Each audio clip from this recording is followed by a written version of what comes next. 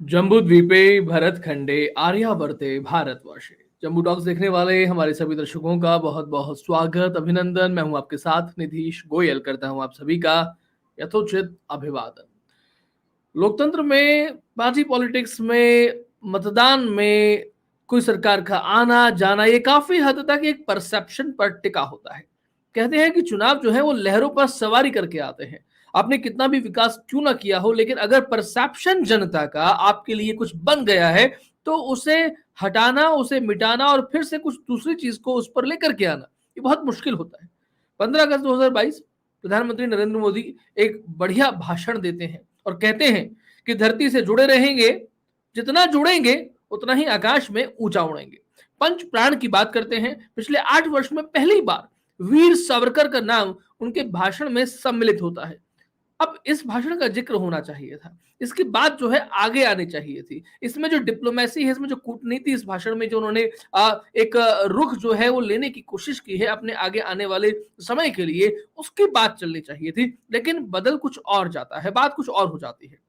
2 दिन बाद यही एक केंद्रीय मंत्री इसी सरकार के हरदीप सिंह पुरी साहब वो 2 ट्वीट करते हैं और ट्वीट्स में क्या लिखते हैं कि भारत की महान परंपरा रही है शरणार्थियों को अपनाने की, इसलिए हम रोहिंग्यास को जो है वो अपनाने जा रहे हैं और उनके लिए 1100 रोहिंग्या जो दिल्ली में हैं उनके लिए हम ईडब्ल्यूएस कैटेगरी में फ्लैट्स बना कर देंगे। और केवल फ्लैट्स बनाकर नहीं देंगे, बल्कि यूएन चार्टर 1951 का हम सम्मान करते हैं और इसके अनुसार हम उनकी टैगिंग भी करेंगे और 24 घंटे उनकी सुरक्षा व्यवस्था का भी हम प्रबंध करेंगे।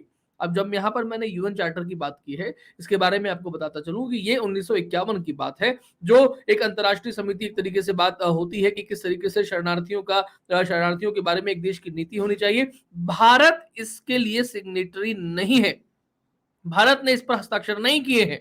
यानी कि कोई शरणार्थी भारत में आता है, रोहिंग्यास के बारे में तो शरणार्थी नहीं कहा जा सकता, वो तो घुसपैठिए हैं। इसलिए हमें यह मानना चाहिए कि भारत की महान परंपरा रही है शरणार्थियों के लिए, लेकिन शरणार्थियों के लिए रही है, घुसपैठियों के लिए नहीं रही है। भारत मित्रों का सम्मान करता है, दुश्मनों का, शत्रुओं का, गद्दारों का सम्मान नहीं करता है। और जब जब इस तरह की घटनाएं रही हैं, जब दुश्मनों को, शत्रुओं को, गद्दारों को समझने में, उनको पहचानने में हमने गलती की है, हमने भूल की है, उसका परिणाम हमें किस कदर भुगतना पड़ा है, इतिहास में इसके बहुत सारे पन्ने जो हैं वो मौजूद हैं और उनसे हमें सबक लेनी चाहिए। इसलिए कई बार कहा जाता है कि इतिहास से प्राणवायु जो समाज प्राप्त करता है वो जिंदा रहता है। भारत ने कई बार समस्या खुद के लिए खड़ी करी है, लेकिन खुद ही भारत की ऐसी महान परंपरा रही है कि वो अपने आप निकला भी है। हरदीप सिंह पुरी ये वो व्यक्ति है जो अखिल भारतीय विद्यार्थी परिषद से जुड़े हुए रहे हैं, उसके कारण से इनकी भाजपा के नेताओं के साथ में अच्छी गठबंधन भी रही है, अच्छी संपर्क भी रहे हैं, अंतर्राष्ट्रीय संबंधों के विशेषज्ञ व्यक्ति हैं। इसलिए ऐसा नहीं माना जा सकता कि उन्हें ये नहीं पता हो कि भारत ने 1951 के उस यूएन चार्टर में सिग्नेचर किए थे या नहीं किए थे। अडवाणी परिवार से भी इनकी काफी नजदीकियां रही हैं, विदेश में अडवाणी परिवार को जो है वो कई जगहों पर सेव करने में इनकी भूमिका रही है। और बड़ा एक जो भारी मंत्रालय कहा जाता है, उसके बाद में दूसरा भारी मंत्रालय इन्हीं के पास में ही है। अब थोड़ी घटना भी जान लीजिए। दिल्ली सरकार यानी कि केजरीवाल सरकार जो है वो एक प्रस्ताव भेजती है केंद्र के पास में और उस प्रस्ताव में इस तरीके की बातों का जिक्र होता है। लेकिन ये अलग बात है कि मनीष सिसोदिया पीसी करके, प्रेस कॉन्फ्रेंस करके ये कहते हैं कि भाई इसके बारे में ना तो अरविंद केजरीवाल को मालूम था और ना मुझे मालूम था, कैसे क्या कुछ हुआ हमें तो पता ही नहीं है। क्या केंद्र सरकार ने अपनी नीति बदल दी है? इसके बारे में मैं बाद में आऊंगा क्योंकि बहुत महत्वपूर्ण प्रश्न है। इसलिए मैं कहता हूं कि ये जो बात हुई है ये लंबा जाने वाला मामला है, ये इतना छोटे में रहने वाला नहीं है। हरदीप सिंह पुरी ये कोई आसान व्यक्तित्व नहीं है, समझदार कहे जा सकते हैं, बेवकूफ तो बिल्कुल भी नहीं है। इन्होंने ये ट्वीट हटाया भी नहीं है, बड़ी बात ये है। 2 ट्वीट्स किए, डिलीट नहीं किए हैं, माफी नहीं मांगी है और बाद में गृह मंत्रालय ने इस पर एकदम एक्शन लेकर के जो एक प्रेस रिलीज जारी की और ट्वीट भी किया। उस प्रेस रिलीज को इन्होंने अपने तीसरे ट्वीट में डाला कि रोहिंग्यास के बारे में भारत की नीति क्या है। अपोलोजाइज नहीं किया, माफी नहीं मांगी, पहले वाले दोनों ट्वीट्स अपने डिलीट नहीं किए। इस बात का मतलब क्या है? क्या हरदीप सिंह पुरी को किसी ने कहा ये करने के लिए या उन्होंने अपनी मर्जी से किए? अगर किसी ने कहा है ये करने के लिए तो वो कहने वाला कौन है? अगर वो कहने वाला सरकार का ही व्यक्ति है, ट्वीट करने के लिए कहने वाला, और सरकार की ये मंशा है कि हम ऐसा करना चाहते हैं, तो शायद वो सरकार एक अंधे कुएं में कूद करने के लिए, जंप करने के लिए तैयार बैठी है, ऐसा मानना चाहिए। हालांकि मैं ऐसा नहीं मानता कि मोदी सरकार इस तरीके की कोई बेवकूफी करेगी जो उनके विचार में किसी भी तरीके से नहीं आ सकती है। और जिस तरीके से 2014 में जो सीटें इन्होंने प्राप्त की, 2019 में उससे ज्यादा प्राप्त की, इसका मतलब अपने मुद्दों पर पक्का रहने वाली ये सरकार है। कभी कभी गड़बड़ होती है, लेकिन फिर भी अपने कोर मुद्दों को ये छोड़ती नहीं है और बहुत उस पर दृढ़ता के साथ में खड़ी रहती है। इसलिए रोहिंग्या के मुद्दे पर कम से कम इस तरीके का ढीलापन या सरकार से कोई ऐसी बात जाना हरदीप सिंह पुरी तक और उस पर हरदीप सिंह पुरी का ट्वीट करना, ये मैं नहीं मान सकता। लेकिन ट्वीट तो हुआ है, बात तो हुई है, और जो राजनीति में गलतियों की गुंजाइश नहीं होती है, तो हरदीप सिंह पुरी ने ये ट्वीट मनमर्जी से किया, तो मनमर्जी से कर कैसे दिया?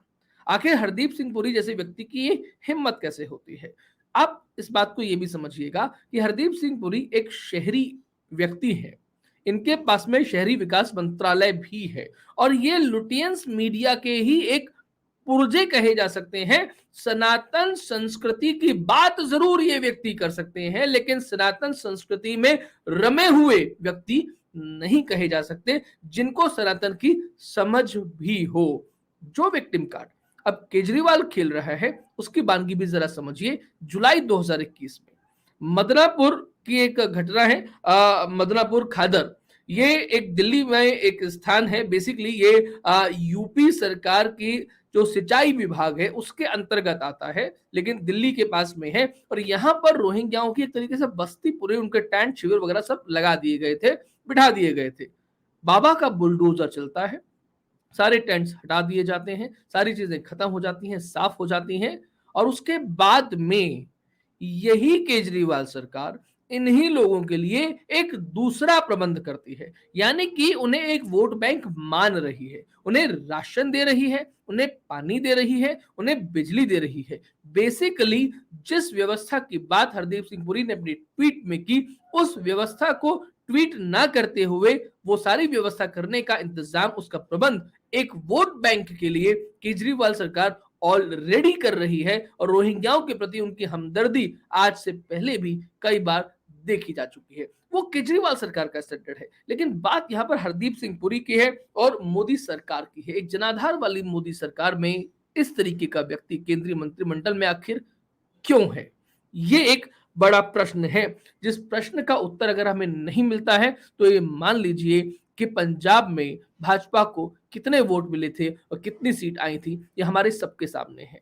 मोदी जी खुद के लिए वोट देने जाते हैं, मांगने जाते हैं, तो उनकी बहुत सम्मान, उनकी बहुत इज्जत होती है, लेकिन जनता परसेप्शन के आधार पर चलती है। और ऐसे में अगर परसेप्शन ये बनता है कि आप हरदीप सिंह पुरी पर कोई एक्शन नहीं लेते हैं, जो अब तक तो नहीं लिया गया है, तो एक्शन क्यों नहीं लिया गया, ये भी मुद्दा आगे जाएगा। और दूसरी बात, अगर विपक्ष थोड़ा बहुत भी समझदार हुआ तो वो इस मुद्दे को आगे लेकर के जाएगा। बहुत बड़ा मुद्दा नहीं हो, लेकिन छोटा मुद्दा भी हो, और छोटे मुद्दे को भी बड़ा कैसे बनाया जाता है, ये एक समझदार विपक्ष को या समझदार राजनेता को मालूम होना चाहिए। मुझे लगता है किसी ना किसी तौर पे इसका खामियाजा शायद अगर ठीक तरीके से डील नहीं किया गया तो भुगतना पड़ेगा। लेकिन सबसे पहली और सबसे बड़ी बात, एक जनाधार वाली सरकार में इस तरीके का व्यक्ति जो भारत की जड़ों से नहीं जुड़ा हुआ है, सनातन संस्कृति से नहीं जुड़ा हुआ है, भारत से नहीं जुड़ा हुआ है, उसकी समझ नहीं रखता है, वो इतना बड़े मंत्रालय के तौर पे लुटियंस मीडिया के, लुटियंस दिल्ली के पुर्जे के तौर पर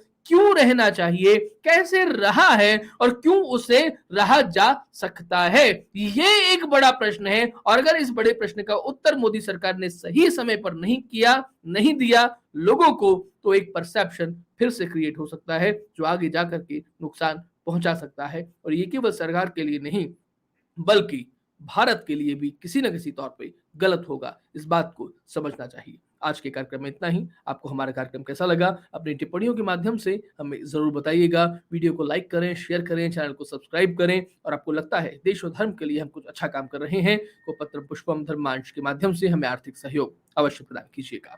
जय हिंद, जय भारत, वंदे मातरम।